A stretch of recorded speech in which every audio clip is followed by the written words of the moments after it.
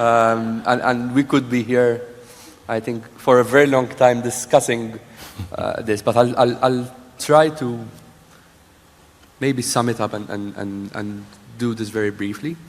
The European Union is a union that is based, built, and founded on its democratic principles and on its values.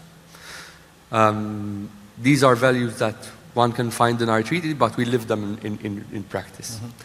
So when we speak about security, which is the very appropriate theme that was chosen by the Polish presidency for this exchange here this morning, there are very different dimensions to this debate. So security, to me, is about having a secure continent from external threats, but also from internal ones. It's about investing in our democratic values. It's about investing in our culture. It's about economic security and having a strong, stable, secure economy in the continent. It's about having predictability that makes us a region, a part of the world which others look up to in a global context where we have now geopolitical tensions that are mounting every single day. So this is a very timely discussion. I think one of the keys to this, to our success in this, will be our engagement and our levels of participation of young people in our societies, in our democracy, which is why this is one of the leading priorities of this new Commission, to try and be closer to young citizens. I've heard in one of the earlier presentations a mention of the need to consult young people, of the need to have them make their voices heard. But there was a key element of that, which was the implementation. Mm-hmm. Implementation to transform your ideas into concrete action. We're trying to do that as early as possible in this new mandate through our EU dialogues, through our EU check, and through more structured consultations. So this will be my priority for the months to come, and what I will be focusing a lot of attention to. And then, obviously, trying to increase youth participation in our democratic processes more generally. Mm-hmm. Having more youth participate in elections, making their contributions also to democratic life, and participating in democratic process in general. Now, when it comes to intergenerational fairness, I'll try to do this very briefly because I see the clock ticking. This is also very much linked to security, to stability, and to having a secure Europe. What we want is to ensure that every generation in our society has an actual shot to thrive, to be successful, and to make Europe stronger. This is something that will cut across all policy areas, whether it's housing, whether it's agriculture, where we need generational renewal, whether it's social policy, where we want to capitalize on our human resources, and in practically all policy areas, we want to ensure that the interests of all generations are safeguarded. We do this also through engagement, through making people participate in our process, but ensuring that every generation in our society can live together in harmony. So this is what we will attempt to do through our intergenerational fairness strategy, on which I have just launched a public consultation, also for scoping and to determine what the more concrete topics that we will need to address in our work on this throughout the mandate. Thank you very much, Commissioner. And let me also jump in. I would like to remind our delegates that there's going to be specifically a consultation workshop on intergenerational fairness and the strategy that the Commissioner mentioned at this youth conference. So this afternoon at the last slot, you can check it in the application in your program. In school, young people are getting important knowledge, for example, how to be resilient. This is what our country is doing now. Preparing young people for unknown and asking them to be the advocates of being strong and being prepared. And of course, the same thing should be done on the European Union level. And I'm talking about the policies, but one of those policies is involving young people in dialogue. You cannot be left alone with all the difficulties, problems, and traps that older generation caused already. Because the conflicts you are seeing, they are the conflicts that actually have a longer history than 10 or 15 years. But you will be the one that will be solving those conflicts. And to solving them, you need to be together. So preparedness and safety is also the way how to be together and how to collaborate. And that's why you are working on so many documents, because a part of the documents and their content, you are learning how to collaborate and how to find the ways to solve the problems and how to go forward with your agenda. So yes, this is our plan, and that's why we are putting security on every level during our presidency, also including youth. Thank you. Thank you very much, Minister. Thank you for bringing these valuable insights, and thank you also for the connection between security and education.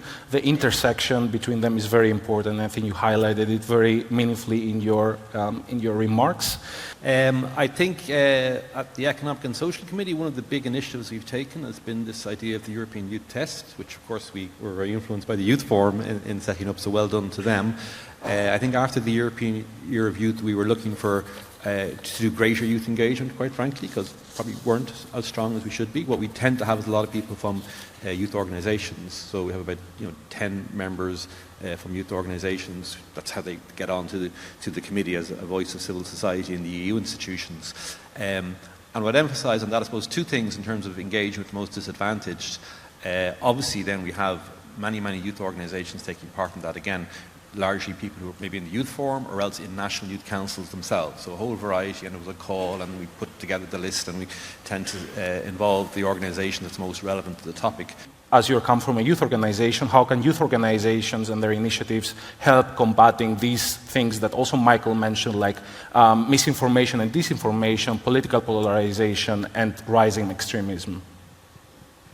Let me try. Oh, wow. Yes, it takes some practice to get things rolling and working. No, thank you, Spiros. So, okay, before I start, yes, my name is Nina, pronouns she, her, and I'm currently the chairperson of the Advisory Council on Youth, but also the Joint Council on Youth at the Council of Europe. So, I will tell you more about what that means. I will first start with just briefly reflecting on the last part of your question of what can young people and youth organizations do. I think as a premises of anything, we have to acknowledge that youth civil society is already doing quite a lot when it comes to combating polarization, when it comes to participation, when it comes to media literacy, youth work and non-formal education. They're essential roles and producers of expertise of situations of young people and youth perspectives around Europe. So, and that is something that in Council of Europe for decades now, as you already say, we have been taken very seriously and having as one of our main guiding, let's say, points. And I just want to take a moment to acknowledge the work that many people in this room do in activism and in really promoting change. There was one phrase in one of the earlier presentation by the UN delegate to Poland that really struck a chord with me, which is that what we need from the young generation is to be disruptive leaders. This idea of enabling, as the minister was saying, young people to be actors and agents of change. Now, I come from the youth movement as well in my previous years, and I know that many of you in this room, many of us in different capacities, are doing that on a daily basis. So I've heard Michael speak about the work of the youth movement in Ireland, in promoting inclusion. I know in my member state the youth movement working in various initiatives, in beach cleanups. So we speak about youth being agents of change, and they do it in very concrete terms. In Serbia and in Georgia, I've met colleagues just a few minutes ago who are taking to the streets to champion democracy and our values. Some of you do it through advocacy. So I've just heard Rares speak a couple of moments ago about the need to have sufficient and adequate funding that works in simple ways to be accessible to young people. This is a discussion that right now is you know, at the very top of our agenda. We're, as you said, we're preparing our next budget for the next cycle, and we have an open consultation to hear. And we need you to be as active as the farming lobby, as industry, to really make your voices heard, to have funding programs that make sense and that are actually useful. And again, we speak of challenges. We've had challenges in the past. We will continue to have challenges in the future. I think one of the ways of being prepared for those challenges is by integrating young voices into our decision making, in enabling them to contribute to the way we do policy. I mean, we might not get it perfect the first time round. We will continue to fine tune this process as we go along, because we understand, and I understand, the value of this work, and we have inspirations. Alone, we just make differences visible at the grassroots level, but together we can make massive difference. I always cite an example. I just mentioned this to someone who I was speaking to a couple of years ago. One single young person, a street hawker, a young street hawker in the region where I come from, sparked the Arab Spring, a whole revolution that stretched across a continent.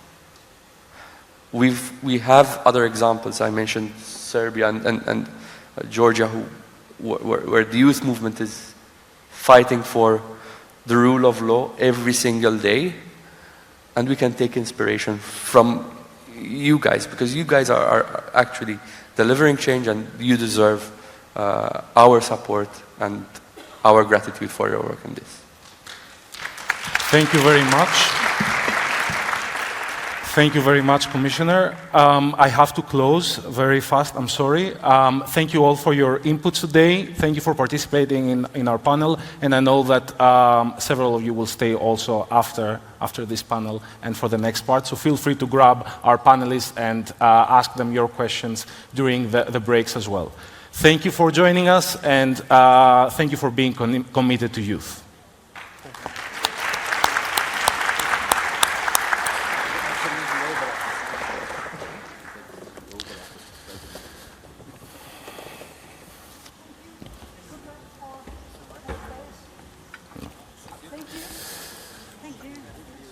Will they leave it? No. Just leave it.